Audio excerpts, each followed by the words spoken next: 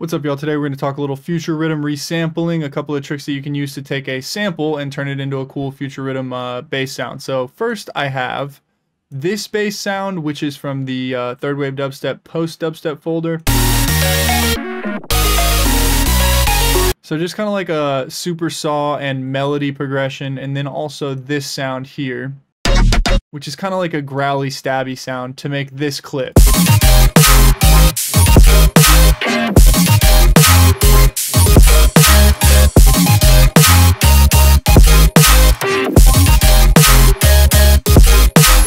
And so I'm going to move through this as quickly as possible so I can get the most tricks into this video as I can. And so the first thing that I did here was took that first sample and just chopped it into a couple of pieces.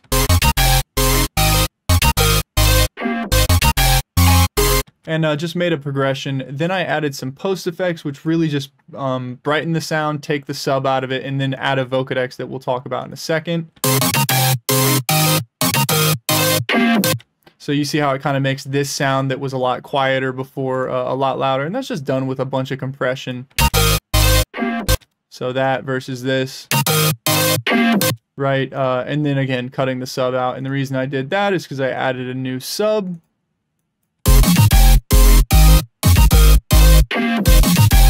So then the next thing that I add to this is like a little vocodex layer. So this is it with the vocodex. And this is without it. So as you can hear, just kind of adds like a little watery textural thing behind it. And how I made this was I took a really simple 3OSC patch, which is just a couple of sine waves, a little bit of detuning, added a volume envelope, which is just a short attack, short decay, short small sustain, a little bit of release, which gives me these almost like little water droppy type sounds. Without any processing, it sounds like this.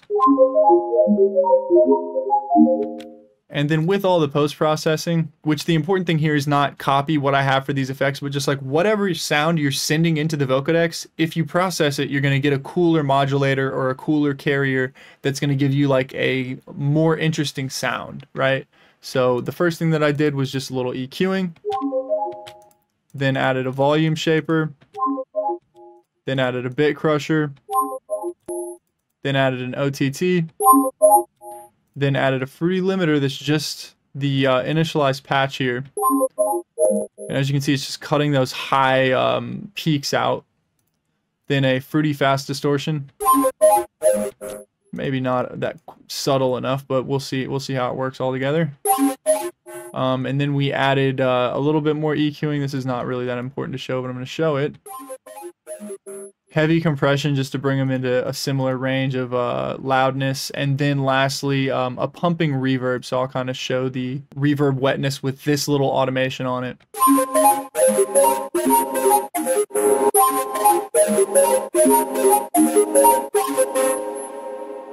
And just to show what I did for the pattern here, it's not really like a thought out pattern. It's just I set my little note locker here to the pitch of the track. So I think for this one it was G sharp minor maybe, and then like go in here and pick minor. And what that'll do is, if you have the note turned green there, it'll only let you pick notes of that key, and then you can just kind of go in and like paste random notes, right? And kind of just get yourself a texture that's in the key of your track. And so I took all that, rendered it to audio, which gave me this, which you already know what that sounds like. And then I added a vocodex to it. So what I'm doing here is taking this sine wave texture that I've made. I don't have it routed anywhere to send the signal through, but instead I've just routed it with no volume, right? So I'm only sending the signal into this vocodex here because the routing here is the modulator set to 1, which means if you kind of right click in here, it'll say sine wave, sine wave. So that's my modulator. It's also my carrier. And so since these are both set to my sine wave here, if I turn the wetness or the mix knob of the vocodex all the way up, it actually gets rid of my entire first bass sound. So I kind of have to mix this in to taste here. That's a little too much. And as you can hear there, it's kind of just adding sound to it that like kind of fades through. It's almost like if you had a mix between a reverb, because again, like when this part between these two notes is playing, there will be a little bit of sound that plays through that vocodex, but not as much as if it was just the full dry signal. Right, so what we get there is just like kind of flavoring this bass sound, and then I take that and it's all mixed together and compressed, and that gives me the full version of the sound, which is this.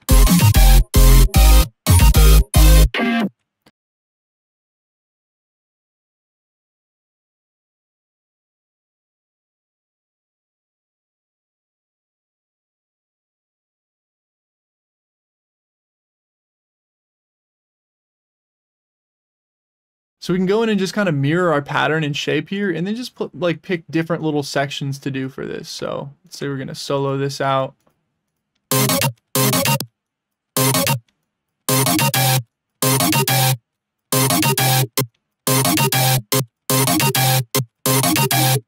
And even go in here and like do a couple slices to this and kind of really randomize what we're putting into there. And that sounds nice to me. So like there's a couple different ways you can work that. You can either have it kind of mirror the sound pattern, randomize it, or you can do what I did with like the little pumping trick to where we have a couple different little pumps going on in the thing. We'll just kind of reset this to what it started as though. So then the other trick that I used for this was taking this bass sound, the second one that I showed, to make this little like random swell effects, not glitch, but like backing rhythm pattern. So it sounds like this.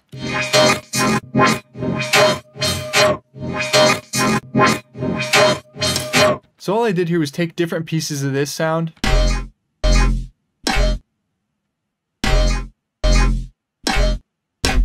then added a bunch of post effects to it. So the first thing I added was a delay. Then I added a trance gate, which kind of just acts like another volume shaping, you know, pumping type deal. Then I added a reverb that I'm doing swells with. And so the idea here is really just randomizing the sound. Then I added a pitched up 7 semitones copy, which is like a harmonic cousin, or like the dominant, I guess, harmonic of the sound, which just, for this, just adds a little bit of texture to it. Then we have a low pass filter that I'm doing some modulation to. So let's turn on all my automations here, and we have this.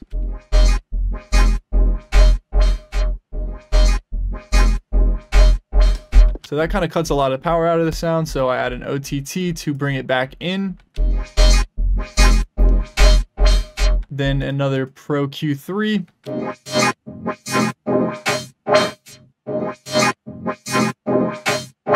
And this, I think if I had done a better pattern for it, instead of just kind of randomly doing the gain up and down, it would probably make a cooler pattern. I didn't put a lot of thought into this one. So if you like went through and like said, where's my loudest parts? Where can I boost the signal at and make this work? If you were a little more like decisive about what you're doing here, you could probably get a better result. So then I send that through a compressor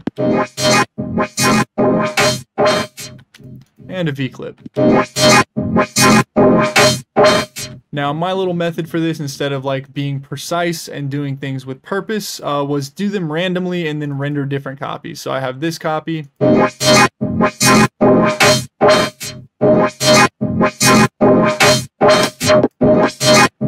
Which is kind of just a fuller version. So then I went in here and chopped out the sections that I felt like worked the best with my bass lines. So then I add these back and we get basically the full version of this drop minus the drums. So that sounds like this.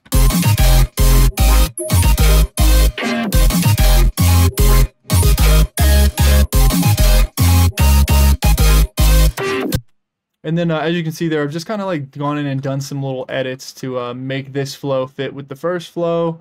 Then we add some pretty basic drums, which is just a kick. The hat pattern, I think, works well with what I have going on here.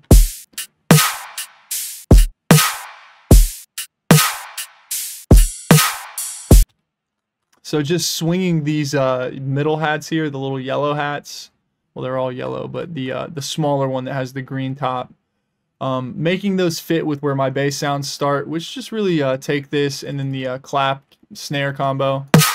That mixed with this clap, comes together to have like a nice little effect. So you've already heard that full clip. So let's go into another example of doing this. And I'm not going to really talk about this one at all other than just say the differences in the process. But basically I took the same thing I just did, same sample, same all of that, and just did some different tricks to get some mileage out of this. So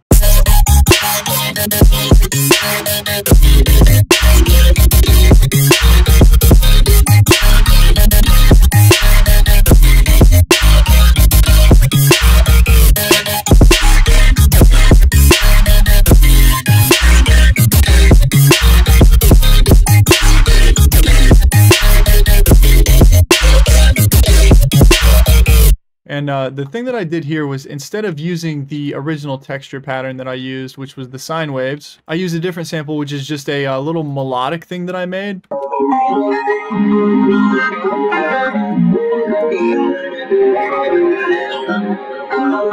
Then added a bunch of post effects to that again.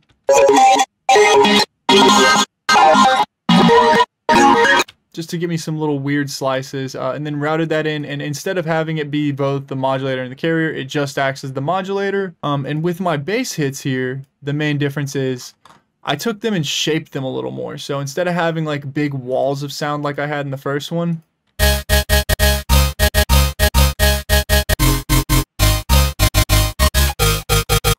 right? So instead of something like this, where I have really full, long sounds with not a lot of space between them, I've just taken the volume envelopes and done like better shaping that makes them a little bit more like hits, right? Then once I add all the post effects and the vocodecs back to it, I kind of get this type of sound right here.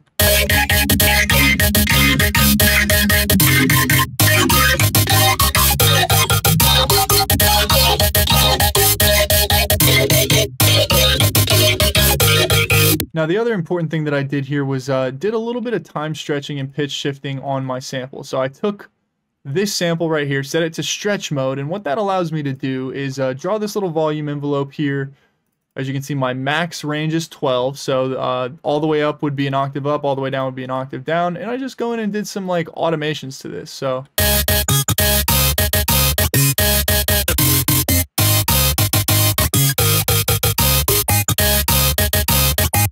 that's pretty similar to the first half. So then we do another thing here, which is pitch shifting it down a full octave for sections of this. Oh, that's the top one that does it.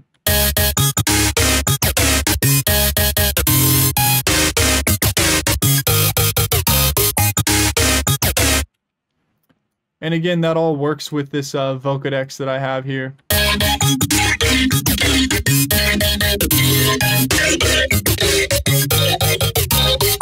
So just a couple more little tricks you can use to like get more mileage out of your samples, whether it's third wave dubstep or whatever else stuff you have. If you want to help support this channel, you can do that by buying the sample pack, which I would highly appreciate, or going to Patreon. I have a Patreon and you get samples every month. It's a really good deal in my opinion. And with that, y'all, I'm going to end this one. Thank you for watching. I will see you in the next one.